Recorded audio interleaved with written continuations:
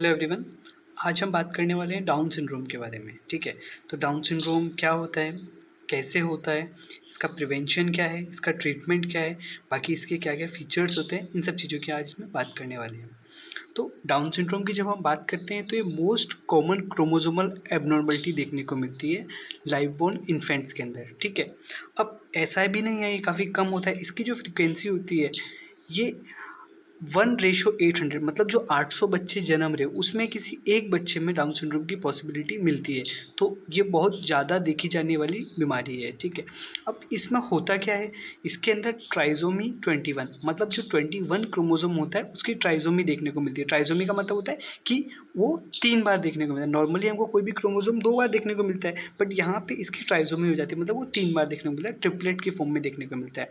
फिर जो ये एक्स्ट्रा क्रोमोसोम 21 आ रहा है, ठीक है, ये कहाँ से आ रहा है, ये हमको देखने को मिलता है मदर से। ठीक है, मतलब इसका जो मिला हमको ये मैटरनल होता है। ठीक है, तो जो एक्स्ट्रा क्रोमोसोम आ रहा है ये मैटरनल होता है, मदर से आ रहा है। ठीक है, और ये किस वजह से आता है, ये नॉन डिसजंक्शन की वजह से आता है। ठीक है, अब ये नॉन डिसजंक्शन क्या होता है हम इसके आगे बात करेंगे।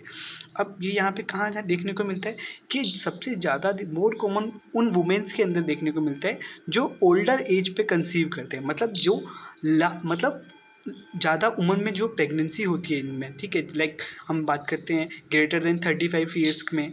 ठीक है, या 40 साल से ज़्यादा की उम्र में जो वुमेन कंसीव करती हैं, ठीक है, उनके अंदर इसकी पॉसिबिलिटी ज़्यादा होती है कि वहाँ पे नॉन डिसजंक्शन की जो पॉसिबिलिटीज़ होती हैं वो बढ़ जाती हैं। ठीक है, जैसे आप इसमें देख पा रहे हैं कि अगर वुमेन की एज 15 से 29 के बीच में है तो उसमें जो रिस्क है हर 1500 बच्चे में से किसी एक बच्चे में अपन को डाउन सिंड्रोम होने की पॉसिबिलिटी मिलती है। बट यहीं पे अगर उस वुमेन की एज 45 है, ठीक है, या उससे ज़्यादा है, तो वहाँ पे हमको कितना देखने को मिल रहा है, वहाँ पे हमको हर 50 जो बच्चे होंगे, ठीक है, उनमें किसी एक में इसकी पॉसिबिलिटी देखने को मिल जाएगी। तो आप यहाँ से इसमें समझ पा रहे हैं कि इसमें इसकी जो पॉसिबिलिटी है वो ग्रेटर, मतलब जो एज जैसे जैसे मदर का एज बढ़ता है, मैटरनल एज बढ़ेगा, तो उसमें उसकी जो चांसेस होंगे वो ज़्यादा देखने को मिलेंगे। ठीक है, अब हम बात करेंगे कि इसमें ये होता क्या है। ठीक है, तो इसकी साइटोजेनेटिक्स की बात करते हैं। तो साइटोजेनेटिक्स में क्या है कि इसमें क्या होता है, ट्राइसोमी 21 देखने को मिलती है। अब इसमें हमको 3 पॉसिबिलिटी देखने को मिल जाती है। अब 3 पॉसिबिलिटी कैसे कि ट्राइसोमी 21 देखने को मिलती है, वो 94% केसेस में हमको देखने को मिल जाती है। फिर मोज़ेक पैटर्न हमको देखने को मिलता है 1% केसेस में। फिर ट्रांसलोकेशन, ट्रांसलोकेशन का मतलब होता है कि जो एक क्रोमोसोम होता है, ठीक है, जैसे ये कोई क्रोमोसोम है, ठीक है, वो किसी दूसरे क्रोमोसोम पे उसका कोई पार्ट चला जाता है, या तो शॉर्ट आर्म या फिर उसका लॉन्ग आर्म किसी दूसरे क्रोमोसोम पे चला जाता है, और उस दूसरे क्रोमोसोम से उसका पार्ट इस पे आ जाता है, उसको ट्रांसलोकेशन बोलते हैं। तो ये किस क्रोमोसोम में देखने को मिलती है, क्रोमोसोम 21 एंड क्रोमोसोम 14 में हमको देखने को मिलती है। ये 5% केसेस में हमको देखने को मिल जाता है यहाँ पे। ठीक है, अब जैसे आप इसमें कैरियोटाइप देख पा रहे हैं, तो यहाँ पे क्या है, सारे के सारे क्रोमोसोम 2 हैं, जैसे क्रोमोसोम 1 भी 2 है, बाकी सारे 2 हैं। बट यहाँ पे ये जो क्रोमोसोम 21 है इसका ट्राइसोमी देखने को मिलता है, ये ट्रिपलेट फॉर्म में देखने को मिला है। ठीक है, अब हम इसके क्लिनिकल फीचर्स की बात करते हैं। तो जो अगर कोई डाउन सिंड्रोम का बेबी हम देखते हैं तो उसमें क्या क्या फीचर्स देखने को मिलते हैं उसकी हम बात करते हैं। तो अब जैसे हमने ऊपर बात की, ये यहाँ पे क्या देखने को मिल गया हमको, ये ट्राइसोमी ऑफ क्रोमोसोम 21, यहाँ पे ये ट्रांसलोकेशन देखने को मिल गया है, जैसे आप देख पा रहे हैं कि ये इसका एक पार्ट इधर चला गया, इसका एक पार्ट इधर आ गया, तो जैसे आप यहाँ पे देख पा रहे हैं। ठीक है, ये ट्रांसलोकेशन हो गया है इसमें। अब यहाँ पे देखते हैं तो यहाँ पे क्या देखने को मिलता है, इस जो बच्चे होते हैं इनकी टिपिकल फेशिस होती है। ठीक है, ये जो एपिकेंथल फोल्ड होता है, ठीक है, ये एपिकेंथल फोल्ड आप देख पा रहे हैं, और इनका जो ये पाल्पेबल फिशर है, ठीक है, ये स्लैंटेड होता है। ठीक है, मतलब ये काफ़ी ऐसे बोलते स्लैंटेड है। ठीक है, इसमें स्लैंटिंग देखने को मिल जाती है, जैसे आप इस वाले में देख पा रहे हैं, इसकी छोटी लाइक नोज़ है, काफ़ी छोटी है। ठीक है, ये एपिकेंथल फोल्ड देख पा रहे हैं आप, छोटा सा है। ठीक है, स्लैंटिंग ये वाला जो फ्रंट, ये हम फ्रंटल बोन है, ये काफ़ी स्लैंटेड पोजीशन में रहती है। ठीक है, फिर हम इसको देखना है, इसमें हमको एक चीज़ देखने को मिलती है जो हम हाथ में देख पाते हैं। ठीक है, तो ये सिंगल पाल्मार क्रीज जिसको हम सीमियन क्रीज बोलते हैं। ठीक है, जैसे आप इसमें देख पा रहे हैं, ये क्या है, सीमियन क्रीज। ठीक है, फिर उसके बाद हम इसमें बात करेंगे कि इसमें क्लाइनोडेक्टाइली देखने को मिलती है, मतलब जो स्मॉल फिंगर है, और जो ये हम बोलते हैं स्मॉल फिंगर है, वो क्या होती है, वो इन्वर्टेड, मतलब अंदर की तरफ वो अंदर की तरफ इन्वर्टेड रहती है, ठीक है। तो फिर हम इसमें बात करेंगे किसकी, इसकी टंग की। तो इसमें जो बच्चे की जो टंग होती है वो फिशर टंग होती है। ये एक काफ़ी अच्छा इसका पैटर्न होता है जो हमको नॉर्मली देखने को मिल जाता है, फिशर टंग होती है, ठीक है, जैसे आप इस इमेज में देख पा रहे हैं।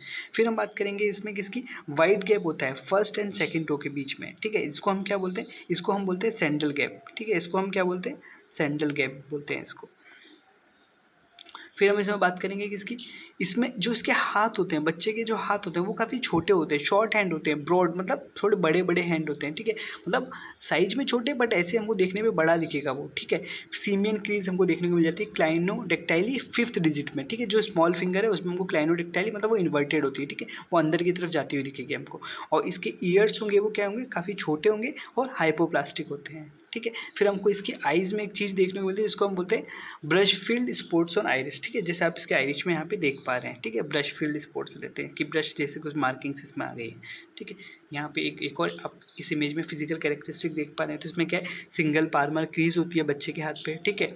शॉर्ट फिफ्थ फिंगर देन वो कर्व इनवर्ड, ठीक है, अंदर की तरफ कर्व रहती है, ठीक है। फिर वाइट स्पॉट देखने को मिलते हैं आइज़ में, जिसको है ना हमने ऊपर ब्रश फील्ड स्पॉट्स बोला, ठीक है। जो इसके कान होते हैं वो काफ़ी छोटे स्मॉल ईयर्स होते हैं, इसका माउथ होता है वो काफ़ी छोटा होता है, इसकी टंग होती है वो प्रोट्रूडेड होती है। इस पर हमको फिशर अपीयरेंस जैसे हमने ऊपर वाले इस इमेज में हमने देखा, ठीक है, फिशर टंग हमको यहाँ पे देखने को मिल गई है।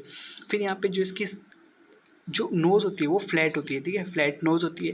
फेस, ठीक है, और जो उसका जो फेस है वो भी फ्लैट रहता है, और जो इसके आइज़ होती हैं उनका अपवर्ड स्लैंटिंग देखने को मिल जाती है। फिर जो इसके हाथ होते हैं वो काफ़ी वाइड होते हैं, शॉर्ट हैंड्स होते हैं, और फिंगर्स होते हैं वो भी काफ़ी शॉर्ट होती है, जैसे आप इस इमेज में देख पा रहे हैं इसकी फिंगर से काफ़ी शॉर्ट है। फिर जो जॉइंट्स होते हैं, ठीक है, separated joints between the bones of the skull, ठीक है, तो इसकी सबलक्सेशन होता है, इसकी हम आगे बात करेंगे। फिर excess skin at the nape of neck, जो इसकी नेक होती है, जो गर्दन होती है वहाँ पे क्या होती है, जो स्किन होती है वो काफ़ी ज़्यादा होती है, तो उसको फिर हमको दिखेगा उसकी गर्दन काफ़ी छोटी है, उस तरीके से हमको दिखता है वो। फिर हाइपोटोनिया देखने को मिलता है, मतलब जब ये बच्चा पैदा होगा तो इसकी जो मसल टोन होती है वो काफ़ी कम होती है, ठीक है, जो उम्र के साथ साथ वो ठीक हो जाती है, ठीक है। तो ये देखिए एक और छोटा बच्चा है जो न्यू बॉर्न है, हम उसकी बात करते हैं। तो न्यू बॉर्न हमको क्या देखने को मिला, small nose mouth and years, ठीक है, यहाँ पे देखने को मिल गया। फिर आलमंड शेप आइज़ देखने को मिलती है, ठीक है। फिर हमको वाइट स्पॉट देखने में मिलते हैं आइज़ पे। फिर फ्लैट राउंड फेस जैसे आप इसमें देख पा रहे हैं। फिर स्लाइटली बेंड फिफ्थ फिंगर जो थी वो स्लाइटली बेंड होती है, जिसको हम क्लाइनोडेक्टाइली बोलते हैं। फिर शॉर्ट स्टॉकी बिल्ट, ठीक है, मतलब इसका जो बिल्ट होता है वो काफ़ी छोटा रहता है ये बच्चा, ठीक है। तो ये सब हमको देखने को मिल गई। अब हम बात करते हैं, ये तो सारी हमको क्लिनिकल फीचर्स, बट इसके साथ साथ इसमें कुछ और एबनॉर्मलिटीज़ भी देखने को मिलती हैं, ठीक है। तो हम सबसे पहले बात करते हैं सीवीएस मतलब कार्डियोवैस्कुलर सिस्टम की बात करेंगे। तो यहाँ पे क्या होता है कि जो 50% केसेस में जो ये बच्चे होते हैं, ठीक है, जिनको डाउन सिंड्रोम होता है, उनको कंजेनाइटल हार्ट डिजीजेज हमको देखने को मिल जाती हैं, ठीक है। उनको क्या देखने को मिल जाती है, कंजेनाइटल हार्ट डिजीज। अब कंजेनाइटल हार्ट डिजीज मतलब उनको हार्ट की डिजीजेज रहेंगी, ठीक है। हार्ट की डिजीजेस में कौन कौन सी डिजीज अपने पास देखने को मिल जाएगी, यहाँ पे हमको देखने को मिलेगा इसमें कि उनको आर्टरी और वेंट्रिकुलर सेप्टल डिफेक्ट हमको देखने को मिल जाएगा, ठीक है।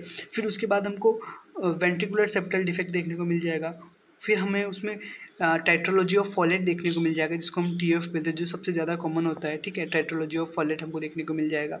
ये सारी फिर जो उनका हम बोलते हैं पेटेंट डक्टस आर्टरियोसिस, जिसको नॉर्मल भाषा में हम क्या बोलते हैं कि उसके दिल में छेद है, ये सारी चीज़ें हमको देखने को मिल जाती हैं इसमें। फिर हम गैस्ट्रोइंटेस्टाइनल ट्रैक्ट पे आते हैं कि उसको मतलब पेट से क्या क्या रिलेटेड डिजीज़ हो सकती हैं। तो उसको ड्यूडेनल एट्रेसिया हो सकता है, ठीक है, मतलब उसकी जो ड्यूडेनम होती है उसमें क्या होगा, वो ब्लॉकिंग वाला सिस्टम हो जाता है उसमें, ठीक है। फिर उसका जो पेनक्रियाज होगा वो एन्युलर पेनक्रियाज होगा। नॉर्मली अपना पेनक्रियाज कैसा होता है, वो एस टाइप का रहता है, बट इसके अंदर जो पेनक्रियाज देखने को मिलेगा वो हमको ऐसे देखने को मिल जाएगा, ठीक है, इस तरह से एन्युलर पेनक्रियाज होगा, मतलब उसमें बीड्स एंड अपीयरेंस वाला अपीयरेंस देखने को मिलेगा। फिर उसके ऑप्थेल्मिक प्रॉब्लम्स में आते हैं। तो यहाँ पे क्या होता है, उन जो ये डाउन सिंड्रोम के बच्चे होते हैं उनमें जो कैटरेक्ट का जो रिस्क होता है वो काफ़ी ज़्यादा होता है, उनके अंदर निस्टैग्मस का रिस्क काफ़ी ज़्यादा होता है, स्क्विंट होने का उनको रिस्क काफ़ी ज़्यादा रहता है, ठीक है। फिर हम बात करेंगे उनको हियरिंग रिलेटेड क्या डिजीज मतलब डिफेक्ट हो सकते हैं, ठीक है, क्या क्या एबनॉर्मलिटीज़ आ सकती हैं। तो जो 40 to 60% जो डाउन सिंड्रोम बेबीज़ होते हैं उनमें क्या देखने को मिलता है, उनमें हमको देखने को मिलता है कि उनमें हमको सीएचएल देखने को मिल जाता है। अब हम बात करेंगे कि इसमें क्या है कि उनको कंडक्टिव हियरिंग लॉस देखने को मिलता है, मतलब कंडक्टिव हियरिंग लॉस देखने को मिल जाता है हमको।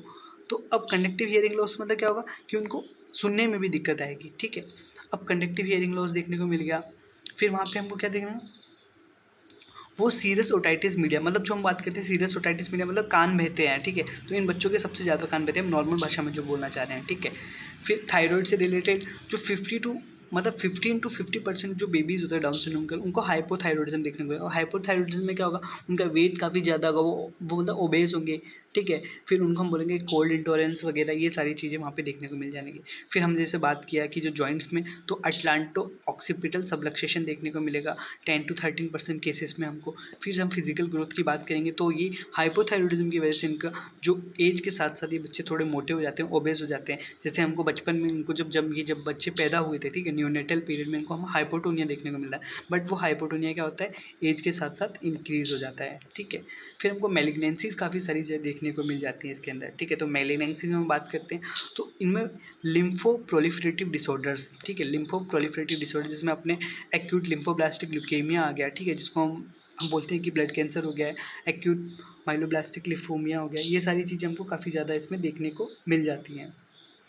अब ALL AML ये सारे मतलब एक्यूट लिम्फोब्लास्टिक ल्यूकेमिया हो गया, एक्यूट माइलोइड ल्यूकेमिया, ये सारी चीज़ें हमको काफ़ी ज़्यादा इसमें देखने को मिल जाती हैं, ठीक है। बाकी इसमें हमको माइलोडिस्प्लासिया एंड ट्रांजिएंट लिम्फोप्रोलिफरेटिव सिंड्रोम, ये सारी चीज़ें भी देखने को मिलती है। जो सबसे ज़्यादा कॉमन है वो ALL AML है, ठीक है।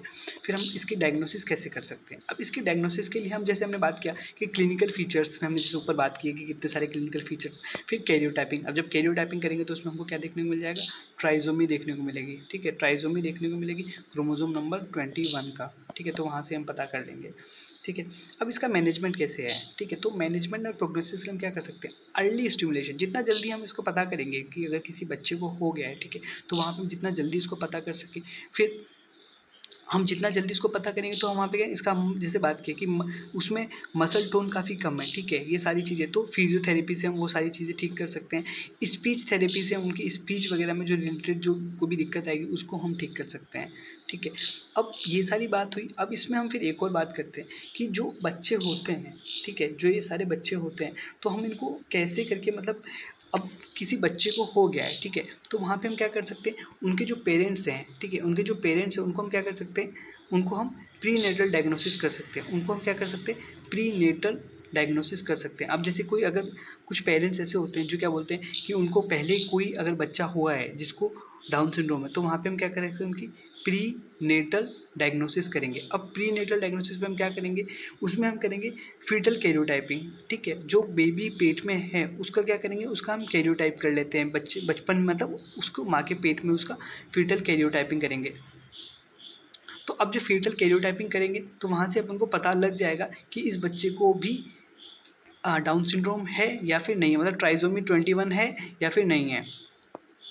फिर दूसरी चीज़ हम उसमें क्या कर सकते हैं, दूसरी चीज़ हम कर सकते हैं कि जो मैटरनल सीरम मार्कर्स हैं, ठीक है, जो माँ के पेट में सीरम मार्कर्स हैं, जो सीरम मार्कर्स हैं हम उनसे पता कर सकते हैं इसमें, ठीक है, जो सीरम मार्कर्स हैं उससे हम इसमें पता कर सकते हैं।